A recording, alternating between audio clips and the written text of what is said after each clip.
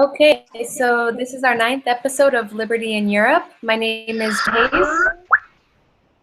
Oh, hey, what's up? You guys got it. We did. Thank you so much. Cool, have fun. Thanks. And this is my co-host. Hi, my name is Andreas Cole. And today we are interviewing someone who probably doesn't need any introduction at all. That's Dr. Walter Block. Thank you for coming on our show. Thanks for having me. I'm delighted to be with you.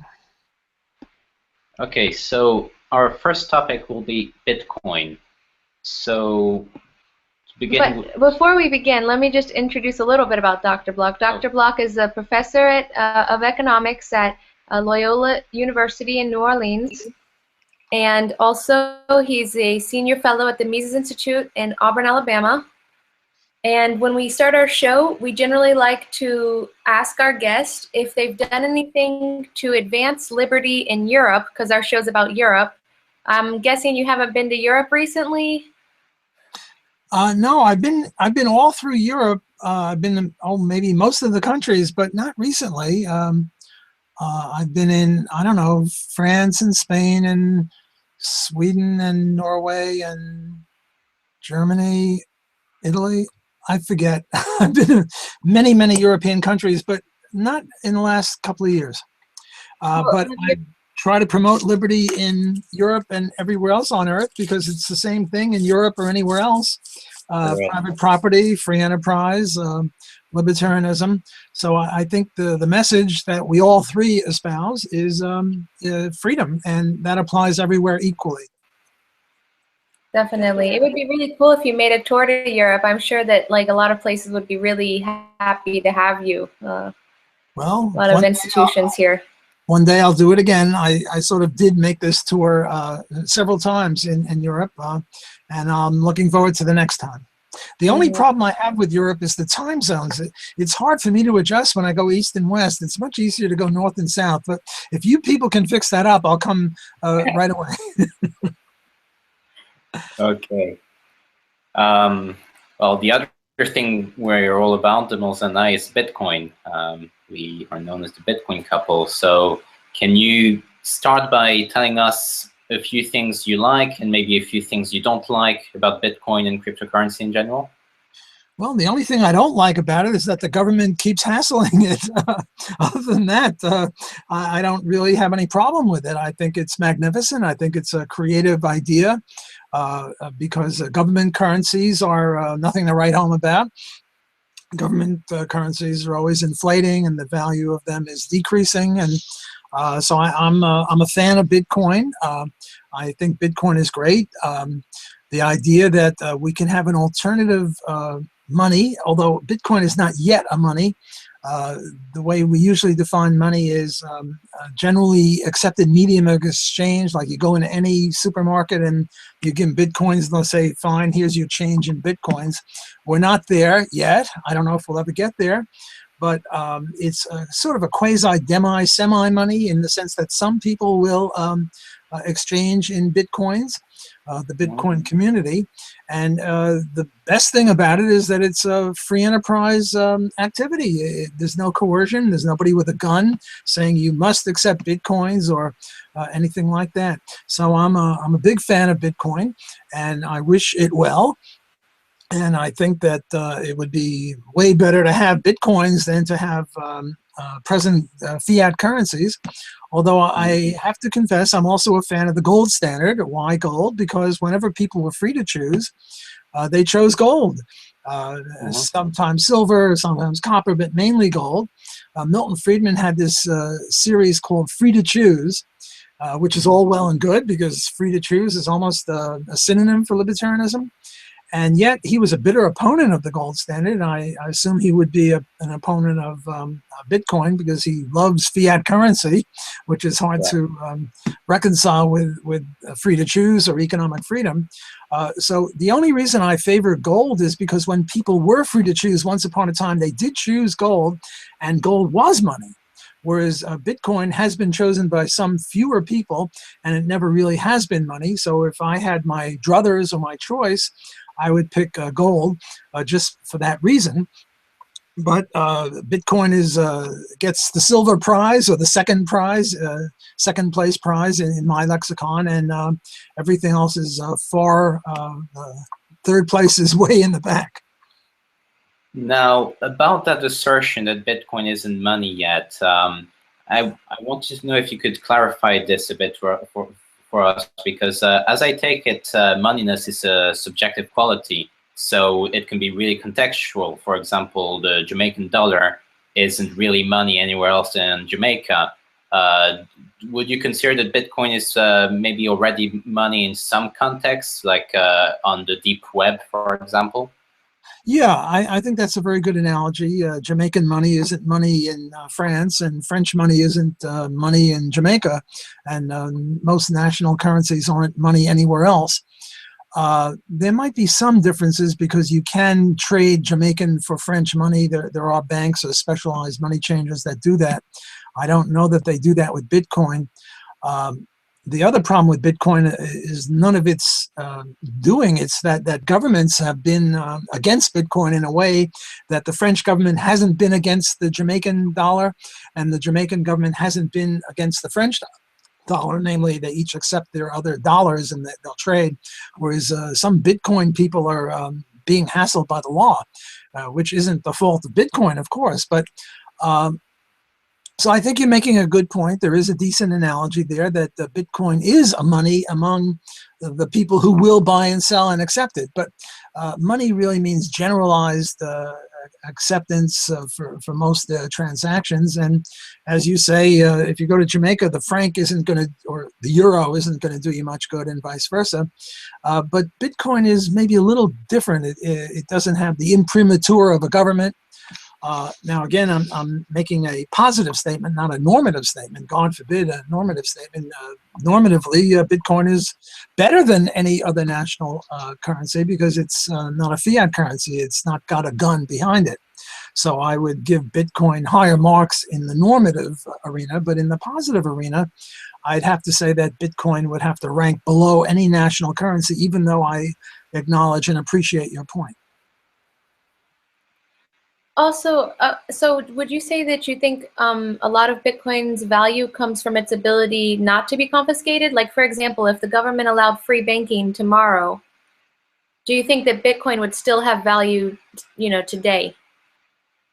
Yeah, I think Bitcoin, well, we have to distinguish what free banking is. I mean, there are various things that you could mean by free banking. One is the Larry White and Selgin idea of fractional reserves, which I don't support. I'm a Rothbardian on this. I believe in 100% backed currency by gold, ideally. But if you define free banking as free market money or free banking, well, then Bitcoin would be free to compete with everything else on an even basis, and let the best man win or the best system win. I think gold would win, but I'm not sure, and it's not a praxeological matter. It's a matter of pragmatism, or and I'm not sure. It's a horse race. It's an empirical issue as to whether, if Bitcoin and gold were at the same starting line and the gun went off to start the race, and people were free to choose, I think they would choose gold. But if they chose Bitcoin or platinum or God knows what, I'm happy, because I'm not a gold fetishist. I'm not like Scrooge McDuck, throwing gold coins down on myself or taking a swim in the money bin or anything like that. My key is whatever the market picks. And if the market picks Bitcoin, fine. And if it picks platinum, fine. Copper, fine. Toilet paper, fine. I mean, I don't think it'll pick it, but whatever the market picks, because my thing, my shtick, my principles is what people should be free to choose the intermediation of trade, which is money. Yeah. Well, my uncle is Larry Seacrest. I'm not sure if you're familiar with Larry Seacrest. Oh, yes. He's a bad guy. I mean, he's a bad guy on this one. unfortunately, he recently departed, and he was a friend of mine, and I'm a big fan of his. He's a great guy, but people disagree, and he was a free banker along with Selgin and White, and I disagreed with Larry on that. I'm delighted to meet his niece. He was a magnificent contributor to libertarianism, but we don't all have to agree on 100% of everything to be friends and to recognize that we're all on the same team. And Larry Seacrest and I are certainly on the same team. We, as I say, do disagree on one issue, though.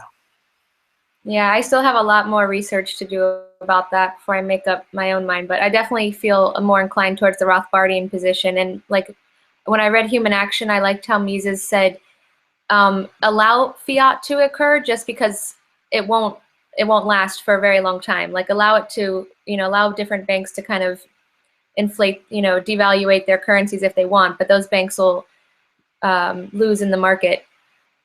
So, well, a more powerful, you see that there are two real issues. One between, say, Seacrest, Selgin, and White on the one hand, and Rothbard and his followers, including me.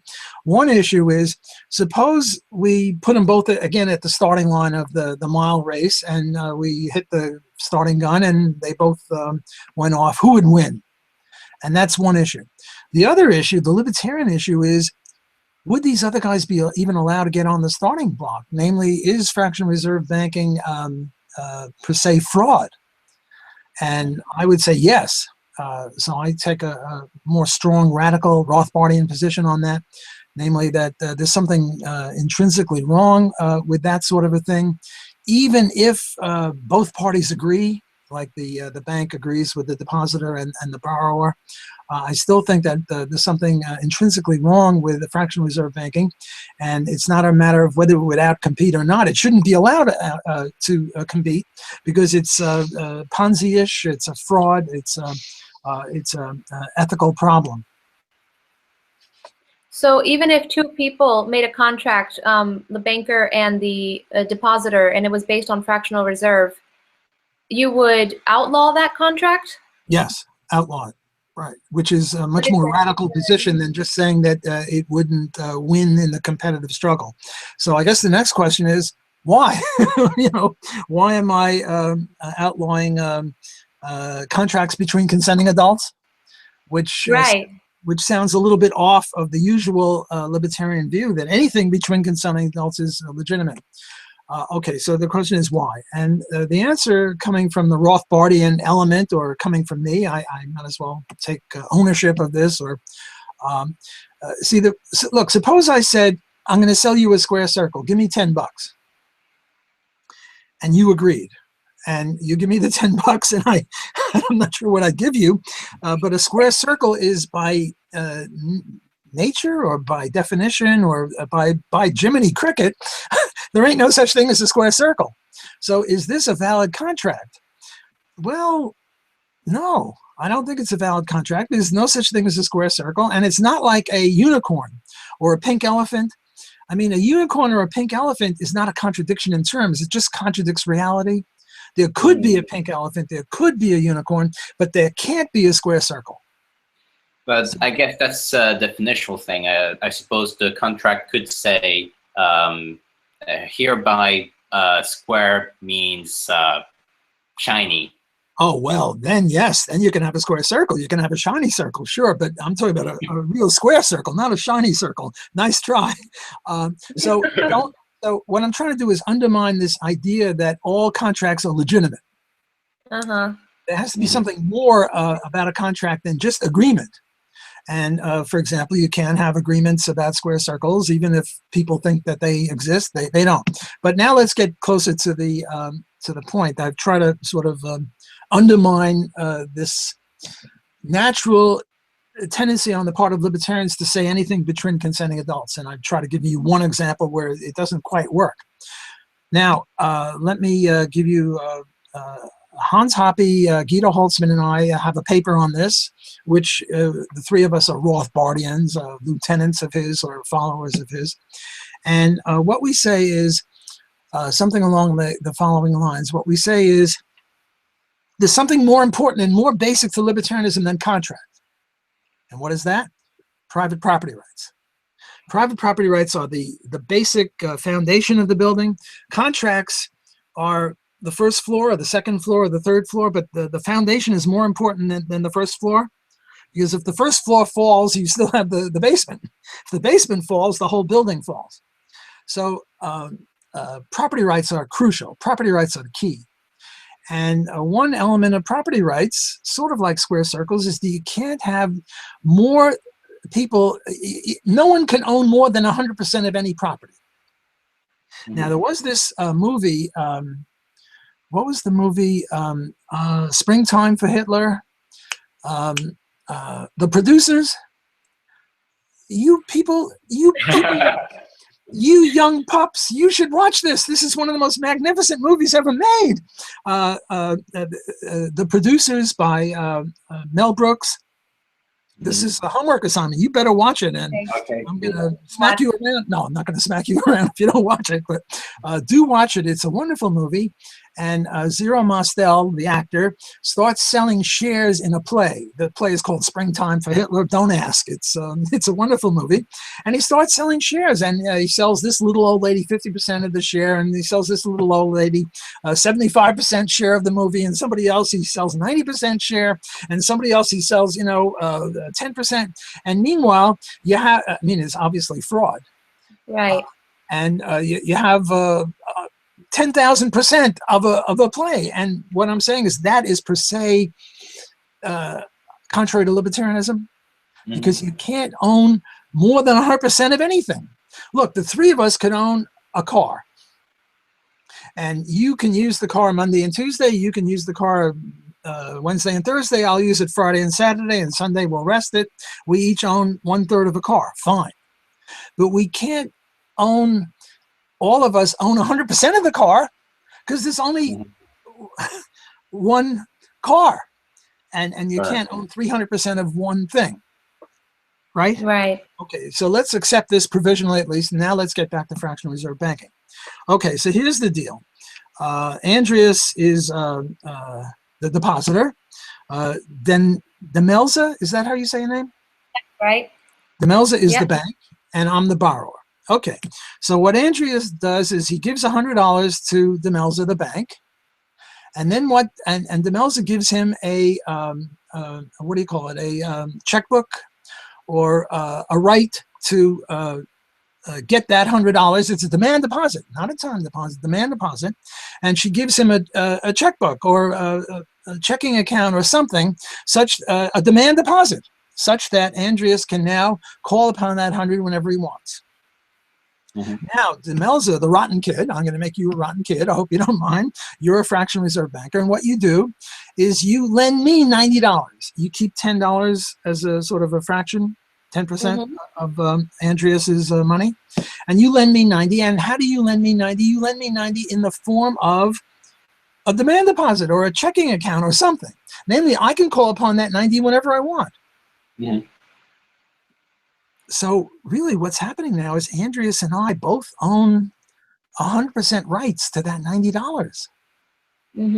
We've now committed the crime, I'll call it a crime, of more than ownership of more than 100% of something. And I would say that what you just did, you rotten kid, you fractional reserve banker, bad girl, you're a criminal. You shouldn't have done that. Now, as a practical matter, what you're hoping is that Andreas nor I come in at the same time and demand the money. Because then there's a bank run, and then you'll be exposed as a bankrupt, because your instantaneous, what do you call it? Not assets, liabilities are 190.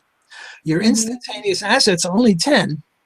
And you're just hoping that there are thousands of people, so that if both of us come in for our money, some other people will give money and you won't be found out. And now Selgin, White, and Seacrest make the claim, the empirical claim, that it could work. And, I think there is something to be said for that, although as an empirical matter, I'm not a big fan of that, because when it's worked, there were always laws against bank runs. the other banks who are competing with you, 100% banks, are going to say, hey, you know, you're a fraud and we're going to try to get you, and we're going to foment the bank run. And then the law would get them because they're violating, what is it, a libel and slander. They're slandering you, or some law that says that we can't foment the bank run. So this is the reason why I disagree with your uncle, who I revere in many other ways, and also Selgin and White. I think they're all friends of mine, and they've all made great contributions to Liberty. But on this issue, I have to depart from them. I can see how that would clearly be fraud, but what if fractional bankers steered away from demand deposits and acted more like brokers? Then I guess there wouldn't be a problem there. Oh, like time deposits. Oh, that's no problem. If it's time deposits, then there's no instantaneous ownership of more than 100% of anything. Right. In other words, you give Demelza your money, and she says, well, I'll give it to you within a year. Mm-hmm. Right? And then she lends it to me, and I can get it within a year. Now, there is a much more technical issue of if you give her $100 for a year and she lends it out to me for 10 years. That's a whole other issue. Now we have time mismatching of time deposits. But forget about that for the moment. Just take ordinary time deposits, then there's no problem of fractional reserves, because you don't owe it. It's not an instantaneous liability. A liability that you only owe in a year. Well, in a year, you know, you're not bankrupt now. You got a year if that's the time horizon. Okay, well, okay, so getting back to the regression theorem, you have a forthcoming paper in the Quarterly Journal of Austrian Economics with Dr. Laura Davidson, and it's it's about the regression theorem, Mises regression theorem, and Bitcoin. And we just wanted to ask a few questions about that paper. So first, yeah, we wanted to ask, why did you write this paper? Well, first of all, let me just say that my co-author, Laura Davidson, you should have her on your show too. She is my co-author on this paper, so if you're interested in it, you might consider inviting her also. She's a very elegant and eloquent spokesperson for this view. Why did we write the paper? I don't know. Why do they climb Mount Everest? Because it's there? Well, why did we write the paper? Because we wanted to get clear on whether Bitcoin would undermine the regression theorem. And the regression theorem, Menger and Mises are credited with the regression theorem. And the idea here is that money has to start with something of value. For example, gold has value, or bananas have value, or cigarettes have value. And cigarettes were used as money in some concentration camp. I think there was an article about that. Lots of different things have been used as money, but the regression theorem says that they all have to be something of value before they get to be used as money, and they usually have to be the most liquid of all the money things. Like most people will use gold or salt or whatever, whereas a telescope wouldn't be a good money because most people don't use a telescope or some specialized machinery or something like that. And then what happens is that this commodity or product like gold, it used to be used just not to intermediate trade, but for gold teeth or gold jewelry or whatever gold is used for. And then it started to intermediate trade. So for example, you have this problem called the double coincidence of wants. I have a chicken and I want a pickle. And what I'd like to do is to find someone who has a pickle and wants a chicken. That would be a double coincidence of wants. But the odds of me finding someone who has a pickle and wants a chicken are, small. So what I do is I first take my chicken and I trade it in for something I think most people would like, say salt. And then with the salt, I go and buy a pickle. And then the salt now intermediates trade. And the more, now people want salt, not only because salt is good to, for food or whatever, to preserve food, but now it also intermediates trade. And now there's a competition between salt and bananas and cement and violins and telescopes and gold and everything else under the sun to see which of them will become more money-ish, namely wanted not only for the purposes that they were initially used for, but also for intermediation of trade. And gold won out here. So now the question is Bitcoin an exception to this rule?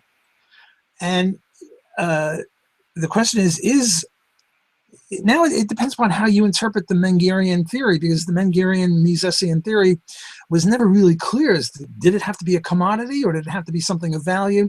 They didn't anticipate Bitcoin, so they didn't really specify that. And I would say that with a sympathetic reading of it, Bitcoin does not undermine the regression theorem, because Bitcoin was something of value. People valued it. It was sort of a nerdy kind of, and I mean nerdy as a compliment here, nerds get together and do these things, and they valued it. Mm-hmm. Even though it wasn't a money at the beginning, they still valued it, sort of like a game or an electronic game or something. Now, if you interpret the regression theorem as a commodity, well, then Bitcoin really wasn't a commodity. Now, Bitcoin hasn't yet undermined the regression theorem because it's not yet a money. It's not generally accepted medium of exchange. But the question is, if it becomes a money, will it then undermine the Misesian Mengerian regression theorem? And yes, it will, if you interpret the regression theorem as a commodity. And no, it won't if you interpret it as just something of value, because Bitcoin was something of value, and therefore it doesn't undermine the regression theorem. So well, can I ask a question? Oh, I'm sorry. Okay. I just wanted to know, because I thought that even if Bitcoin does become a money, and if we use the strict reading of the regression theorem to mean commodity, I still thought that it doesn't challenge the regression theorem, because Bitcoin's prices all piggybacked on fiat prices, which piggybacked on gold. So I thought that asking if Bitcoin violates the regression theorem is akin to asking if fiat violates the regression theorem, because basically I thought that what the regression theorem was trying to explain was when you have a new currency that's not coming, where there's no price system. So you have like a barter situation, and then you have a new money, a new money emerging from the market, but it's coming from a barter system. So I thought that since Bitcoin's coming from a pre-existing system where there's already prices, that it wouldn't really be, the regression theorem wouldn't really apply. Well, the way I see it, maybe I'm wrong, maybe you can correct me on this, but I think even in a barter system, you're going to have prices. For example, the price of an apple is 2 bananas, and the price of a banana is half an apple, or something like that. So you can have prices. It's just that the prices are not in terms of the money, they're in terms of each other goods. Apples and bananas are priced in terms of each other.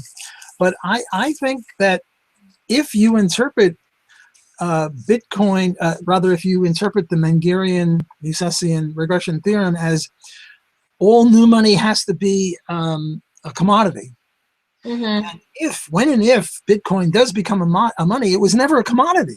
I mean, a commodity, the way I'm defining a commodity, is something you can grab or taste, or something physical. Whereas a Bitcoin was never a commodity like a dog or a cat or a wristwatch or clothing. It was more, I don't know, ineffable, effervescent, electronic something or other. So I guess it depends upon what you mean by a commodity. But to me, this question isn't all that important, because, well, I mean, it is important in the sense, is the regression theorem correct or not? But it turns on how you define things. So we can have only verbal disputes. I don't think it's important in that sense. But my answer is that if it's a commodity, and what we mean by a commodity is something physical that you can touch, taste, or feel, well, and Bitcoin does become a money, well, then the regression theorem is wrong, or there's one exception to it. But I would more charitably interpret the regression theorem not as a commodity, but as something of value. And surely we would all agree that Bitcoins, even in their infancy, when they weren't yet a money, was something of value. People valued it. They played with it. They, wrote about it. They interacted with each other about it. It was something of value. And if you interpret the regression theorem sympathetically is to include anything of value, then Bitcoin is not an exception, and the regression theorem is safe. Yeah. Okay.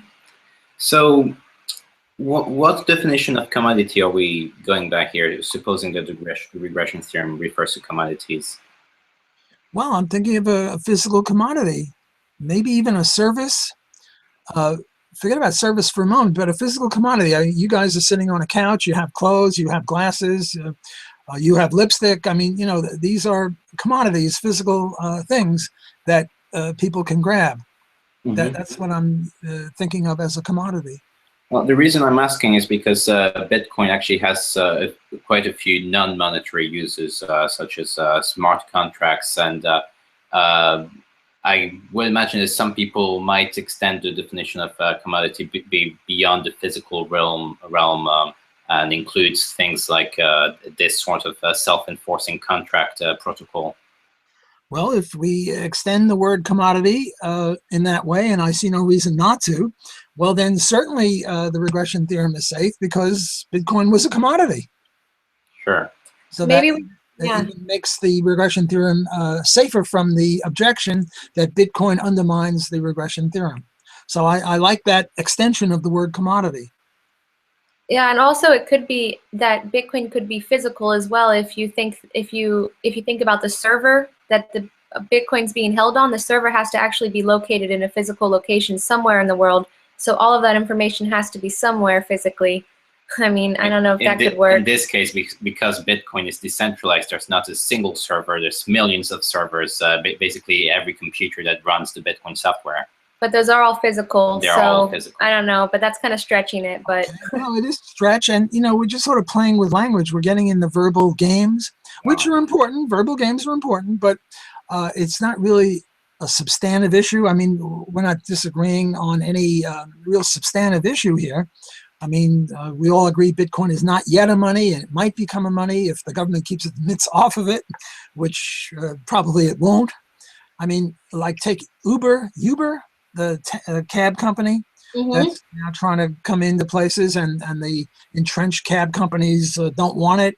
Well, Uber is sort of like Bitcoin in the sense that it's a new electronic way of doing things that the entrenched interests don't want.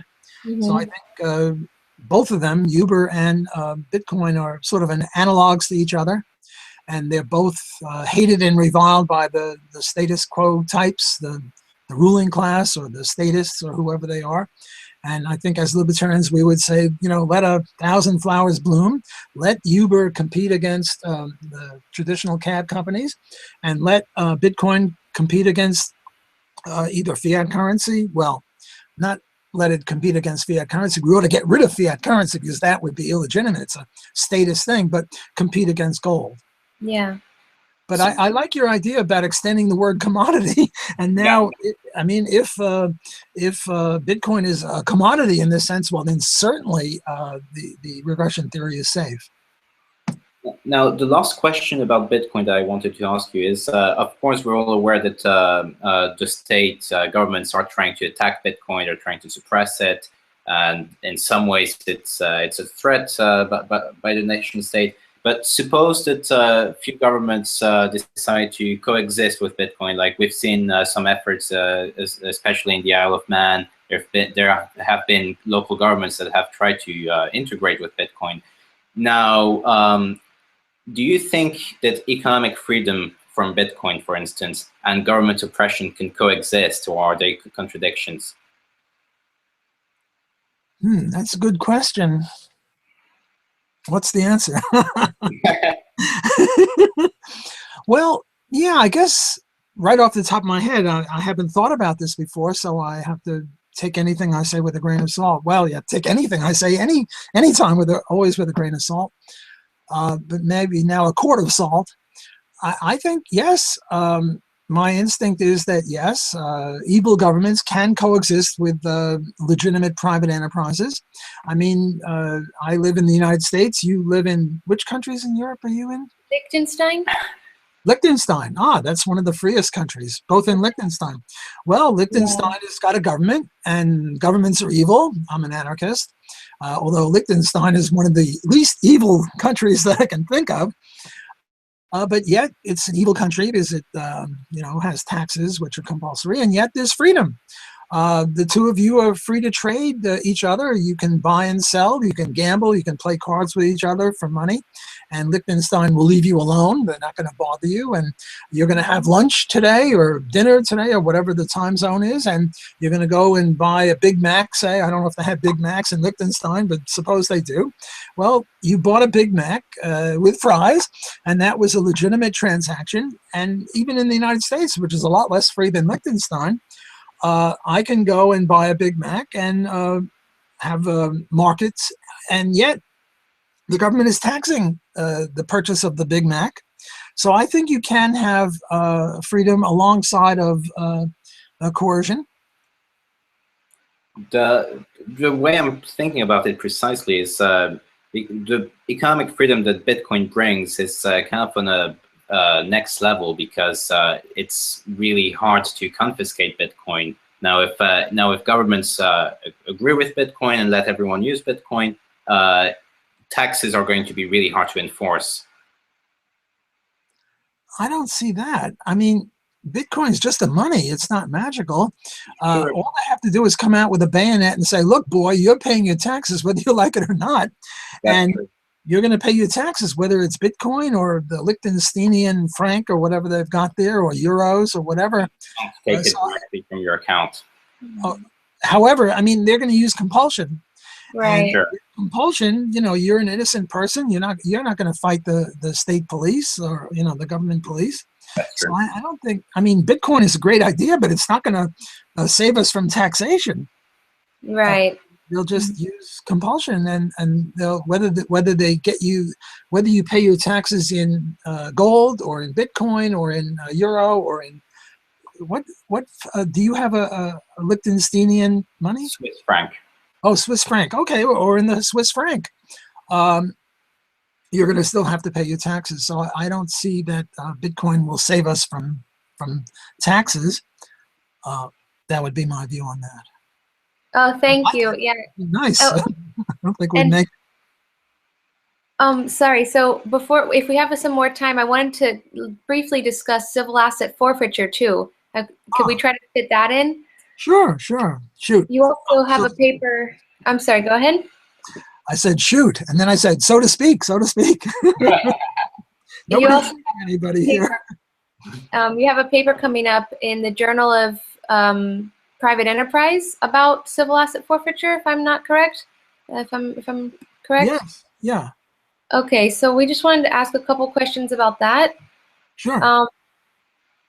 Okay. So first, what is civil asset forfeiture? I'm from Florida originally, and I never heard about it until I read about the Institute for Justice's class action lawsuit against the government of Philadelphia for basically seizing assets of private individuals. And then I read your paper and I read a little bit more about it.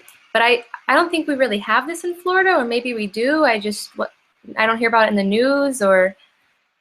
Well, I'm not really sure which state has what, and whether it's legal, whether it's a matter of law or a matter of practice. Different states have different views on this, but civil asset forfeiture is this idea that I'm a pizza maker. I make pizzas, and then I have $15,000 of receipts. I had a good day or a good week.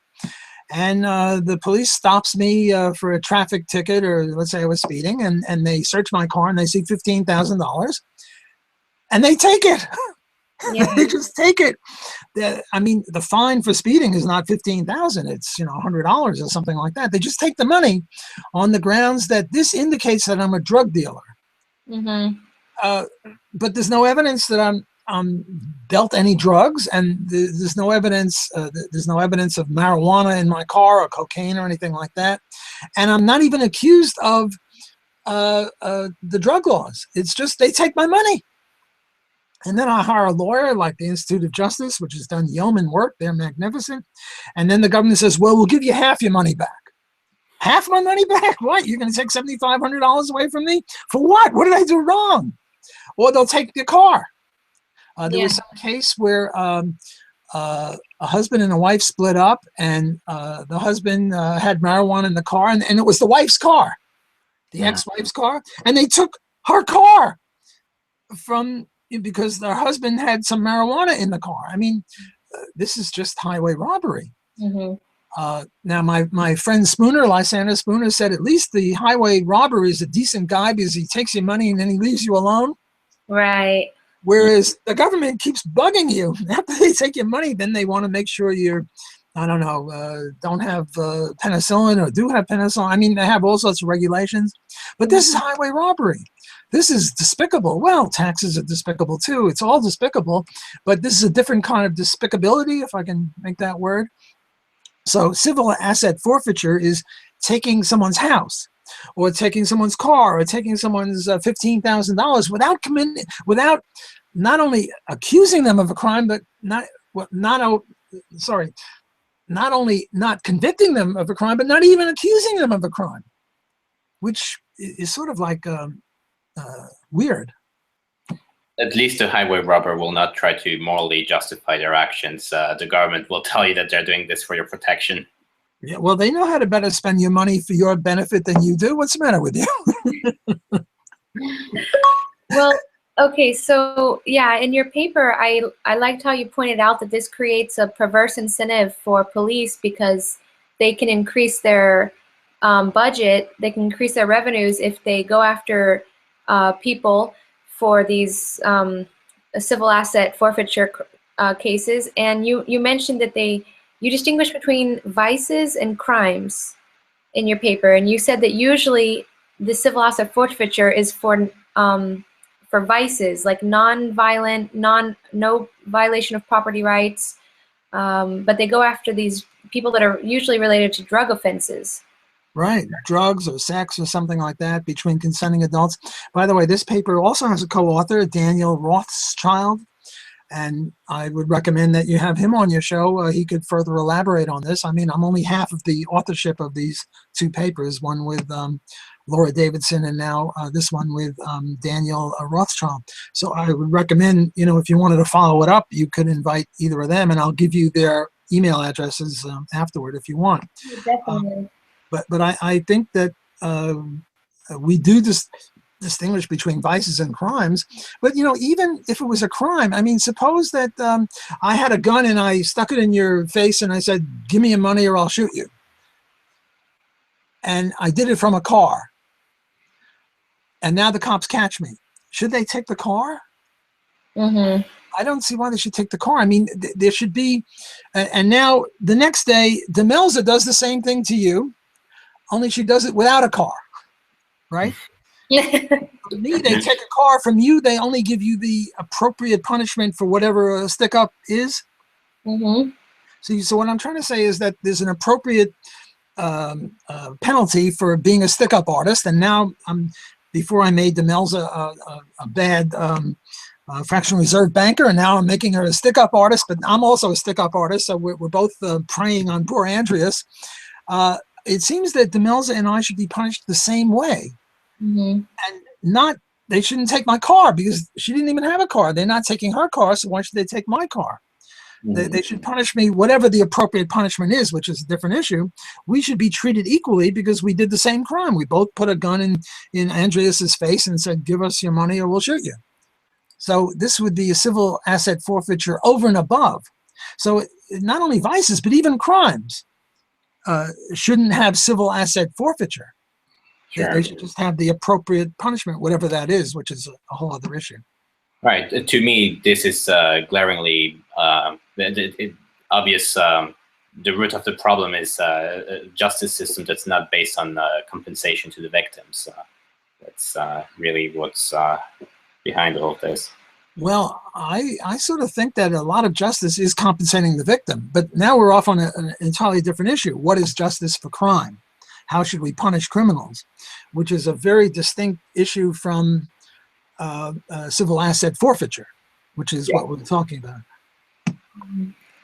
Okay, so let's see. Also in the paper, Yeah, you kind of, okay, so basically, I think I read that the different states or counties use different profit sharing methods where some of it goes to the Department of Justice in DC and then some of it goes to the local governments. And I mean, I don't know, it just seems really convoluted. And I mean, it seems like different ways impact the decisions of the local police. Yes, the local police sometimes have to share it with their brethren from the federal or the state level. Sometimes they don't. It's very complicated.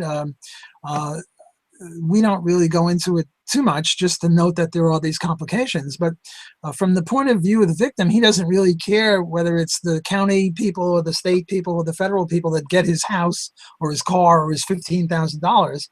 But you're quite right that different jurisdictions have different rules as to how they divvy up the stolen goods.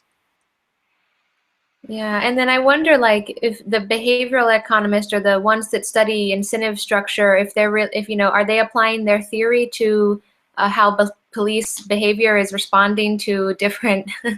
I mean, is this going on in mainstream economics? Because this is really a big. I mean, it seems like civil asset forfeiture is the largest personal, private property right violator. A private property violator in the U.S. I don't know if it's the biggest. I think like the income tax or the sales tax is probably bigger. I'm not sure of the figures. I can't imagine that civil asset forfeiture is that big. I think it's much smaller compared to tariffs or income tax or sales tax or real estate taxes or other things like that. I don't know. I don't have the figures off the top of my head, but I think it's way smaller than that. Okay. But it's sort of unique in the sense that, you see, in all these other cases, it's sort of, how shall I say it, lawful. Right. There are certain rules that they follow. You make 100,000, you pay so much tax. You make $500,000, you pay more tax. I make 5,000, I pay less tax. It's sort of like written down in some rule book as to how much tax you pay. Or the sales tax. We all pay the same tax when we buy the McDonald's burger. But here, it's sort of like, what's the word I'm thinking of? Lawless, not lawless, but unpredictable. They're just going to grab whatever's there. Right. Whereas the way the income tax is, they don't grab whatever's there. Well, maybe they don't. They don't grab whatever's there. There are rules, and the IRS in the United States, if they take too much money from you, what you do is you write a letter to the IRS and say, hey, you took too much money from me. And usually they'll say, oh, sorry, we made a mistake. Here's your refund. And if not, then you hire a lawyer and you go to court. And it's sort of civil or civilized. Well, I shouldn't use the word civilized for taxes, but predictable. Whereas in this other case, they come into your house and you don't know if they're going to take your TV or they're going to take your whole house or they're going to take your dog or what. It's sort of unpredictable would be, I guess, a better way of putting it. It's just sort of weird. Yeah, from a PR standpoint, they've done a lot more to try to convince people about other types of property violations than this one. Yeah, I mean, this one, I think, like the Institute of Justice is having lawsuits against this. They're not having any lawsuits against the sales tax. Yeah. Or the income tax. I guess that's, specialization, division of labor. Not everybody can do everything. We three certainly would be against taxes, especially high taxes. We'd want lower taxes, and the lowest tax is no tax at all. And, anarcho-capitalists would favor that. But the Institute for Justice, I mean, they do like hair braiding. Black people do this sort of, I can't illustrate with my hair. I don't have much hair here. But they braid hair and they make them go to cosmetology school or some crazy thing like that. Or they'll try to help Uber. So, and they try to help people with civil asset forfeiture. So it's sort of a different kind of government depredation. Right. Yeah, I think I read on the Institute for Justice's website that with criminal, what is it? Criminal and civil crime. With criminal crime, criminal crime. That's not the right word. There's a difference between criminal and civil offenses. With tort and crime. I'm not sure if that's the The word. criminal ones, you're innocent until proven guilty, but That's- with civil, you're guilty until proven innocent. Right, Like you have to basically, prove that 15,000 came from your pizza selling, whereas otherwise they have to prove that you're a criminal. So that's a very good point. That's another difference. yeah, and then it's just. I promised to give you an hour, and we're coming up to the end of an hour. And Well, I think thank you you're so much. almost finished with your questions. So let me thank you for having me on your program, and I look forward doing it again. I've been on Liberty.me, I don't know, a dozen or 24 times, and it's always a pleasure. Always nice young people that ask very important questions. Thank you very much, Dr. Block. We hope to see you Thank you. again. Take care. Give my regards to the Liechtensteinians. I will. Okay. Take care. Good night. And send me the URL for this, okay? Sure We will. will. We will. Great. Take care.